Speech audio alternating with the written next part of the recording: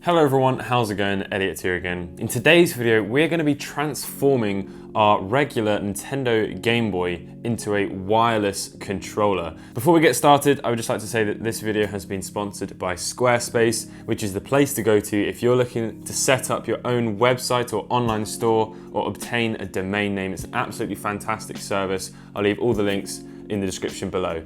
Also want to say a big thank you to Alex from Inside Gadgets for sending this over, and I just hesitated there for a minute because there's a second Alex I need to thank from CIY Gaming, who created this custom Game Boy Color for me, which I'm going to unbox in this video. It's all shrink wrapped up, yeah, so that's what we're going to be using to test these products on. So many thanks to both Alexes, and thank you to Squarespace. Without any further ado, let's get into the video. So let's really quickly run over a couple of the information parts of this, and then we'll just get into actually testing it and seeing what it looks like. So I have been sent the USB one, which means I can use it with obviously Windows and Pi and other different things which take USB. In terms of actual official licensed Nintendo consoles, this isn't going to work, but you can get one for the Super Nintendo, you can get one for the GameCube. Obviously, both of those have the Super Game Boy and the Game Boy Advance player, and you could also get one for the NES. Not sure how you get that one working, but it's all on his website, which I'll leave into the link description below. Also the Wii Remote as well, and obviously the USB. And the prices range from $6, which I assume are for the receivers, to $28, which is for everything, including the cartridge. So let's go ahead then and actually open this really cool Game Boy Color, and then we'll get testing. So Alex actually made a video, which I'll find and link in the description below if you want to check that out as well. And it was a really cool video. He's just talking about how he did it, the process, and the idea behind it. Obviously, I'm a massive Game Boy fan, and I'm also a massive Walkman fan as well. So he has combined the both and shrink wrapped this Game Boy. He's even made a custom, the Retro Future Game Boy Color box, which is pretty good actually. It looks in relatively high quality print. The whole thing even has a little tab to open up. Okay, and here it is, the Game Boy Color Walkman edition, the Retro Future. Wow, immediately, I mean, this thing is super high quality. I wasn't actually sure how well the quality would turn out, but I mean, that is insane. That is really gorgeous. And the power button on the side is orange, just like the talk button on the Walkman. And he's obviously got the Sony Walkman logo on there and the arrow as well. And wow, that is a really cool thing. He's definitely put a lot of work into that. It's still got all the stickers on the back as well. Yeah, that is gorgeous. So here are both of the cartridges. This one, the Game Boy Advance one, feels a little bit higher quality than this one here. The Game Boy, the regular Game Boy one, which I presume works in a Game Boy Color as well, hopefully, that one doesn't feel quite as high quality, and the cartridge is definitely not an authentic one, although this one actually says Nintendo on it. Whether or not it's legit or not, I'm not too sure. And then the USB receiver has just been kind of almost like heat shrinked, so it's just the bare USB and some different components, and all nice and shrink tubed up so you can still see inside it. So I think the last thing to do is just to test it and see how it works. So I'm actually using Visual Boy Advance. I've got Link's Awakening running. The USB is plugged in and the game is plugged into my Game Boy Advance, the Game Boy Micro.